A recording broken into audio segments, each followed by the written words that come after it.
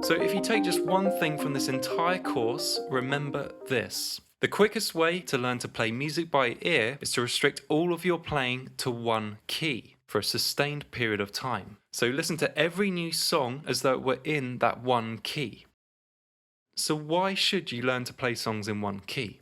Most musicians try learning each new song in the key of the original. So they'll learn a Coldplay song in B flat minor, followed by a U2 song in E major, and a Destiny's Child song in F sharp minor, for example. Now, when every new song is in a different key signature, you encounter a full spectrum of all 12 major chords, all 12 minor chords, and it's very hard, almost impossible, to notice any relationship between one song and the next. Basically like trying to learn 12 languages at the same time. But when you put all the songs you play into the same key, you notice very quickly that it's the same few notes and the same few chords being used over and over and over again. And the only thing changing is usually the key signature, not the notes and not the chords. So I believe that it's far more important for a musician to master one key than to remain equally unaware in all 12 keys. And number two, when you stick to one key, every note and chord sounds the same every time you play it. So an essential part of playing music by ear is learning the unique sound of notes, so the root, second, third, and so on in the scale, and learning the unique sound of the 2 chord, the 5 chord, the 1 chord, and so on.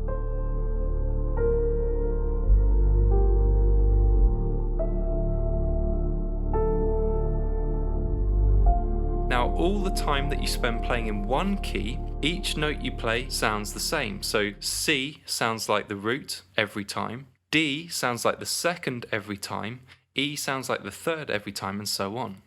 But as soon as you change to a new key, then each of those notes takes on a whole new sound within the context of the new key. So C might start sounding like the 5th, D might sound like the 6th, E might sound like the 7th, and so on if you're in F major. And all of the memories which had been building up from the last key are quickly smudged away and replaced with new ones. But at the end of the day, your brain doesn't know which ones to trust, so ultimately each note just ends up being a muddy mix of memories, none of which stick. So only by restricting your playing to one key do you actually give yourself a chance to build up the memories of these sounds. And every time you play in that key, your memory of these sounds grows stronger, and it's impossible to backpedal. Now, once you've ingrained these sounds in one key, then you can open up your playing to all other keys, and you'll notice those same sounds that you learnt in the first key in corresponding locations in every other key. The root always sounds like the root, the second always like the second, and so on. But first you have to learn these sounds in one key.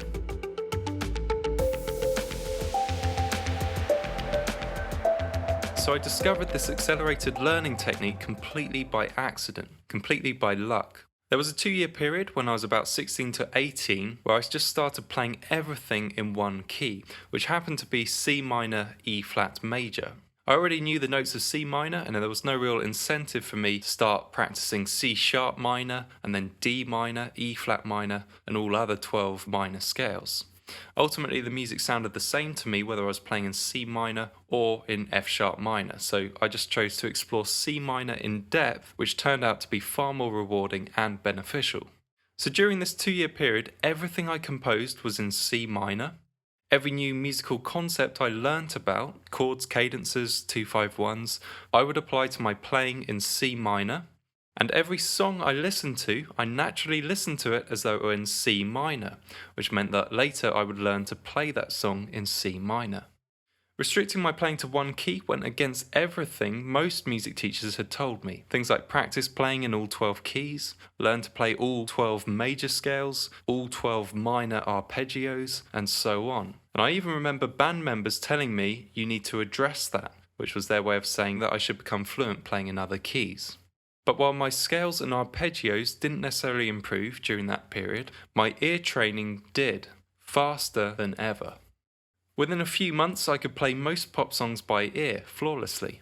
I reached the same level as the one student in our class who had perfect pitch, and it was clear that my ear training was improving far quicker than any of my musical classmates, and even surpassing most of my music teachers.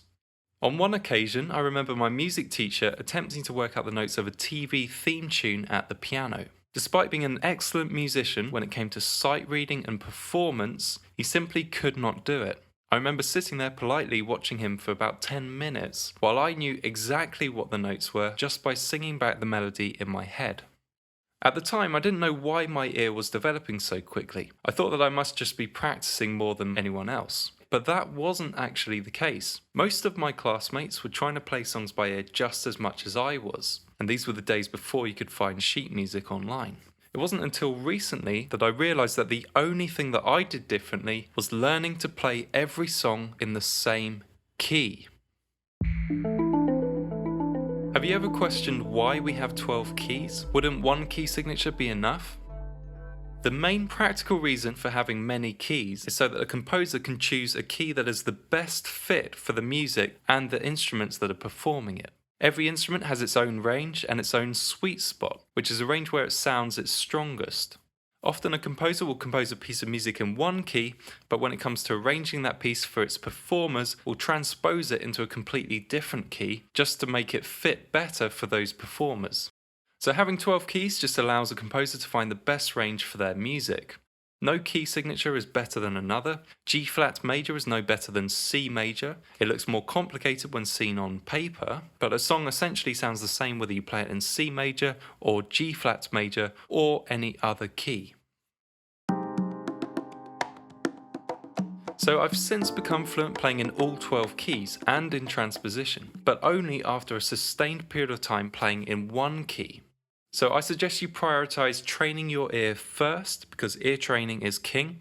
And once you've made progress in ear training, it's a much simpler task to just become fluent playing in other keys, which can be learnt in a matter of weeks. Now in my case, I stayed playing in C minor for 2 years predominantly. Obviously I didn't play every single piece of music in C minor, but most of my thinking was in C minor for that period of time. Now, I suggest that you stick to one key for several months, and basically you want to do it long enough until you notice yourself being able to play most music by ear.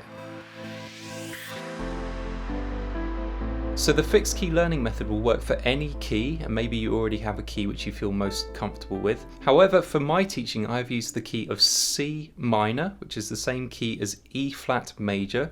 So that means that if we're listening to a piece of music and it sounds minor, then we'll transcribe it in C minor. And if we're listening to a piece of music and it sounds major, then we'll transcribe it in E flat major. So these two scales are called relative major and minor scales. Every key actually represents two scales, relative major and a relative minor.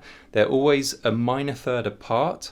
So C minor is the minor scale, but the relative major scale is a minor third above, which is E flat major scale. So as we listen to music, we're going to listen to it as though it's in C minor, which is the same key as E flat major. So that's it for video 1 of this free ear training video series. Look out in your email inbox. I will be sending you video 2 tomorrow. So check your email.